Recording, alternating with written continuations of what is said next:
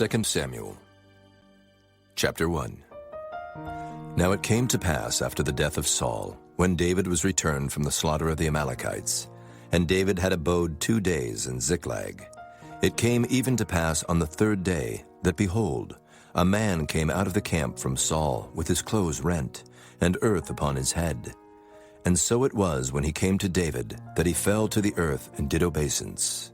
And David said unto him, From whence comest thou? And he said unto him, Out of the camp of Israel am I escaped. And David said unto him, How went the matter? I pray thee, tell me. And he answered, That the people are fled from the battle, and many of the people also are fallen and dead. And Saul and Jonathan his son are dead also. And David said unto the young man that told him, How knowest thou that Saul and Jonathan his son be dead? And the young man that told him said, As I happened by chance upon Mount Gilboa, behold, Saul leaned upon his spear, and lo, the chariots and horsemen followed hard after him. And when he looked behind him, he saw me, and called unto me. And I answered, Here am I. And he said unto me, Who art thou? And I answered him, I am an Amalekite. He said unto me again, Stand, I pray thee, upon me, and slay me. For anguish is come upon me, because my life is yet whole in me. So I stood upon him and slew him, because I was sure that he could not live after that he was fallen. And I took the crown that was upon his head, and the bracelet that was on his arm, and have brought them hither unto my lord. Then David took hold on his clothes and rent them, and likewise all the men that were with him. And they mourned and wept and fasted until even, for Saul and for Jonathan his son, and for the people of the Lord, and for the house of Israel, because they were fallen by the sword. And David said unto the young man that told him, Whence art thou? And he answered, I am the son of a stranger, an Amalekite. And David said unto him, How wast thou not afraid to stretch forth thine hand to destroy the Lord's anointed? And David called one of the young men, and said, Go near and fall upon him. And he smote him that he died. And David said unto him, Thy blood be upon thy head. For thy mouth hath testified against thee, saying, I have slain the Lord's anointed. And David lamented with this lamentation over Saul and over Jonathan his son. Also he bade them teach the children of Judah the use of the bow. Behold, it is written in the book of Jasher, The beauty of Israel is slain upon thy high places. How are the mighty fallen? Tell it not in Gath. Publish it not in the streets of Askelon, lest the daughters of the Philistines rejoice, lest the daughters of the uncircumcised triumph. Ye mountains of Gilboa, let there be no dew, neither let there be rain upon you, nor fields of offerings. For there the shield of the mighty is vilely cast away, the shield of Saul, as though he had not been anointed with oil.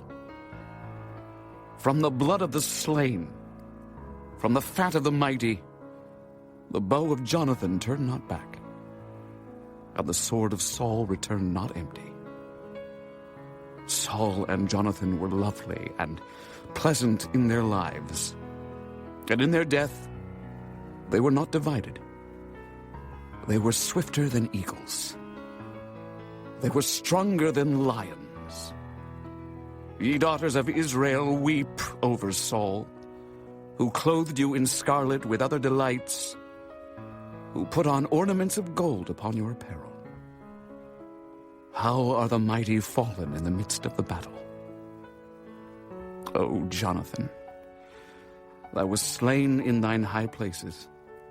I am distressed for thee, my brother Jonathan. Very pleasant hast thou been unto me. Thy love to me was wonderful, passing the love of women. How are the mighty fallen, and the weapons of war perished? Chapter 2. And it came to pass after this, that David inquired of the Lord, saying, Shall I go up into any of the cities of Judah? And the Lord said unto him, Go up. And David said, Whither shall I go up? And he said, Unto Hebron. So David went up thither, and his 2 wives also, Ahinoam the Jezreelitess, and Abigail, Nabal's wife the Carmelite. And his men that were with him did David bring up, every man with his household, and they dwelt in the cities of Hebron. And the men of Judah came, and there they anointed David king over the house of Judah. And they told David, saying, That the men of Jabesh-Gilead were they that buried Saul. And David sent messengers unto the men of Jabesh-Gilead, and said unto them, Blessed be ye of the Lord, that ye have showed this kindness unto your Lord, even unto Saul, and have buried him. And now the Lord show kindness and truth unto you. And I also will requite you this kindness, because ye have done this thing. Therefore now let your hands be strengthened, and be ye valiant. For your master Saul is dead, and also the house of Judah have anointed me king over them. But Abner, the son of Ner, captain of Saul's host, took Ishbosheth, the son of Saul, and brought him over to Mahanaim, and made him king over Gilead, and over the Asherites, and over Jezreel, and over Ephraim, and over Benjamin, and over all Israel. Ishbosheth, Saul's son, was 40 years old when he began to reign over Israel, and reigned 2 years. But the house of Judah followed David. And the time that David was king in Hebron over the house of Judah was 7 years and 6 months. And Abner the son of Ner, and the servants of Ishbosheth the son of Saul, went out from Mahanaim to Gibeon. And Joab the son of Zeruiah and the servants of David went out, and met together by the pool of Gibeon. And they sat down, the one on the one side of the pool, and the other on the other side of the pool. And Abner said to Joab, Let the young men now arise, and play before us. And Joab said, Let them arise. Then there arose and went over by number 12 of Benjamin, which pertained to Ishbosheth the son of Saul, and 12 of the servants of David. And they caught every one his fellow by the head, and thrust his sword in his fellow's side, so they fell down together. Wherefore that place was called Halketh Hazurim, which is in Gibeon. And there was a very sore battle that day, and Abner was beaten, and the men of Israel, before the servants of David. And there were 3 sons of Zeruiah there, Joab, and Abishai, and Asahel. And Asahel was as light of foot as a wild roe. And Asahel pursued after Abner, and in going he turned not to the right hand nor to the left from following Abner. Then Abner looked behind him and said, Art thou Asahel? And he answered, I am. And Abner said to him, Turn thee aside to thy right hand or to thy left, and lay thee hold on one of the young men, and take thee his armor. But Asahel would not turn aside from following of him. And Abner said again to Asahel, Turn thee aside from following me. Wherefore should I smite thee to the ground? How then should I hold up my face to Joab, thy brother? Howbeit he refused to turn aside. Wherefore Abner with the hinder end of the spear smote him under the 5th rib, that the spear came out behind him, and he fell down there and died in the same place. And it came to pass that as many as came to the place where Asahel fell down and died stood still. Joab also and Abishai pursued after Abner, and the sun went down when they were come to the hill of Ammah that lieth before Giah, by the way of the wilderness of Gibeon. And the children of Benjamin gathered themselves together after Abner, and became one troop, and stood on the top of an hill. Then Abner called to Joab and said, Shall a sword devour forever? Knowest thou not that it will be bitterness in the latter end? How long shall it be then, ere thou bid the people return from following their brethren? And Joab said, As God liveth, unless thou hadst spoken, surely then in the morning the people had gone up every one from following his brother. So Joab blew a trumpet, and all the people stood still, and pursued after Israel no more, neither fought they any more. And Abner and his men walked all that night through the plain, and passed over Jordan, and went through all Bithron, and they came to Mahanaim. And Joab returned from following Abner, and when he had gathered all the people together, there lacked of David's servants 19 men and Asahel. But the servants of David had smitten of Benjamin and of Abner's men, so that 360 men died. And they took up Asahel, and buried him in the sepulchre of his father, which was in Bethlehem. And Joab and his men went all night, and they came to Hebron at break of day. Chapter 3. Now there was a long war between the house of Saul and the house of David. But David waxed stronger and stronger, and the house of Saul waxed weaker and weaker. And unto David were sons born in Hebron. And his firstborn was Amnon of Ahinoam the Jezreelitess. And his second, Chileab of Abigail, the wife of Nabal the Carmelite. And the third, Absalom, the son of Maacah, the daughter of Talmai, king of Geshur. And the fourth, Adonijah, the son of Haggith. And the fifth, Shephatiah, the son of Abital. And the sixth, Ithream, by Eglah, David's wife. These were born to David in Hebron. And it came to pass, while there was war between the house of Saul and the house of David, that Abner made himself strong for the house of Saul. And Saul had a concubine, whose name was Rizpah, the daughter of Aiah. And Ishbosheth said to Abner, Wherefore hast thou gone in unto my father's concubine? Then was Abner very wroth for the words of Ishbosheth, and said, Am I a dog's head, which against Judah do show kindness this day unto the house of Saul thy father, to his brethren and to his friends, and have not delivered thee into the hand of David, that thou chargest me today with a fault concerning this woman? So do God to Abner, and more also. Except as the Lord hath sworn to David, even so I do to him, to translate the kingdom from the house of Saul, and to set up the throne of David over Israel and over Judah, from Dan even to Beersheba. And he could not answer Abner a word again, because he feared him. And Abner sent messengers to David on his behalf, saying, Whose is the land? Saying also, Make thy league with me, and behold, my hand shall be with thee, to bring about all Israel unto thee. And he said, Well, I will make a league with thee. But one thing I require of thee, that is, thou shalt not see my face, except thou first bring Michal, Saul's daughter, when thou comest to see my face. And David sent messengers to Ishbosheth, Saul's son, saying, Deliver me my wife Michal, which I espoused to me for 100 foreskins of the Philistines. And Ishbosheth sent, and took her from her husband, even from Paltiel the son of Laish. And her husband went with her along, weeping behind her to Bahurim. Then said Abner unto him, Go, return. And he returned. And Abner had communication with the elders of Israel, saying, Ye sought for David in times past to be king over you. Now then do it. For the Lord hath spoken of David, saying, By the hand of my servant David I will save my people Israel out of the hand of the Philistines, and out of the hand of all their enemies. And Abner also spake in the ears of Benjamin. And Abner went also to speak in the ears of David in Hebron all that seemed good to Israel.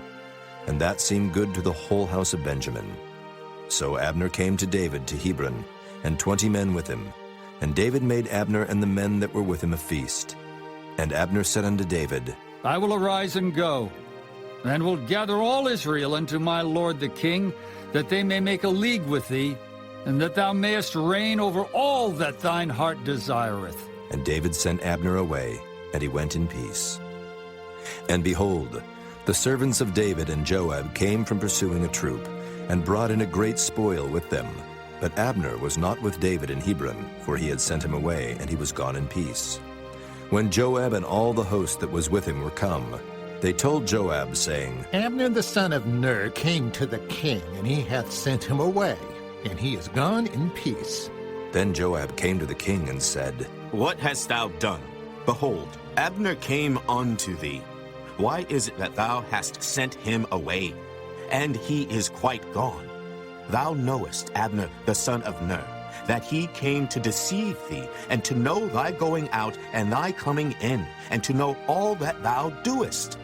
And when Joab was come out from David, he sent messengers after Abner, which brought him again from the well of Sirah, but David knew it not. And when Abner was returned to Hebron, Joab took him aside in the gate to speak with him quietly, and smote him there under the 5th rib, that he died for the blood of Asahel his brother. And afterward, when David heard it, he said, I and my kingdom are guiltless before the Lord forever from the blood of Abner the son of Ner. Let it rest on the head of Joab, and on all his father's house. And let there not fail from the house of Joab one that hath an issue, or that is a leper, or that leaneth on a staff, or that falleth on the sword, or that lacketh bread. So Joab and Abishai his brother slew Abner, because he had slain their brother Asahel at Gibeon in the battle.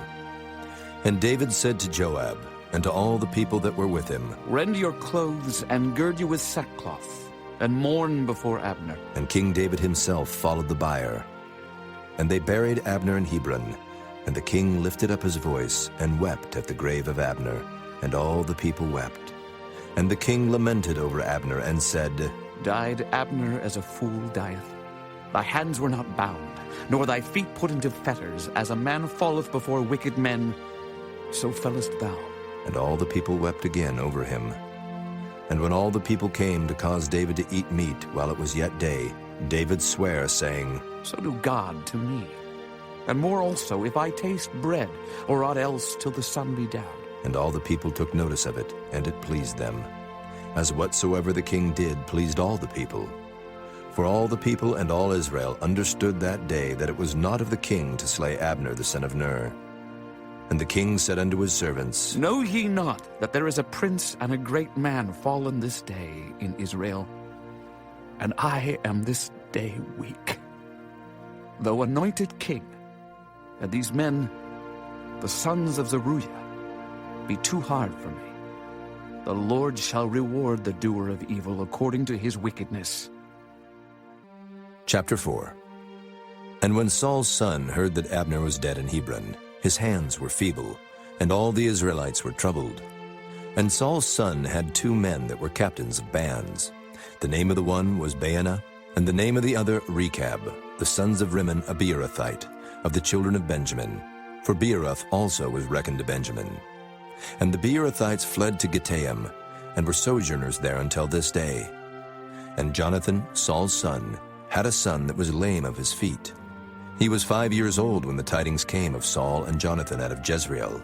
And his nurse took him up and fled.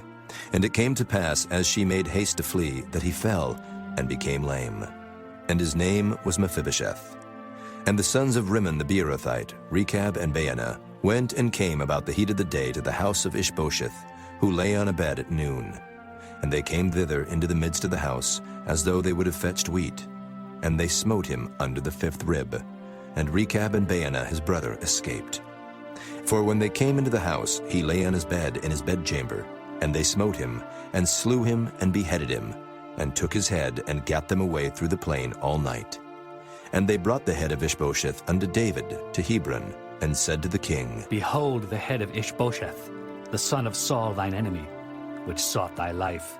And the Lord hath avenged my lord the king this day of Saul and of his seed. And David answered Rechab and Baanah his brother, the sons of Rimmon the Beerothite, and said unto them, As the Lord liveth, who hath redeemed my soul out of all adversity? When one told me, saying, Behold, Saul is dead, thinking to have brought good tidings, I took hold of him and slew him in Ziklag. Who thought that I would have given him a reward for his tidings? How much more when wicked men have slain a righteous person in his own house upon his bed? Shall I not therefore now require his blood at your hand, and take you away from the earth? And David commanded his young men, and they slew them, and cut off their hands and their feet, and hanged them up over the pool in Hebron. But they took the head of Ishbosheth, and buried it in the sepulchre of Abner in Hebron.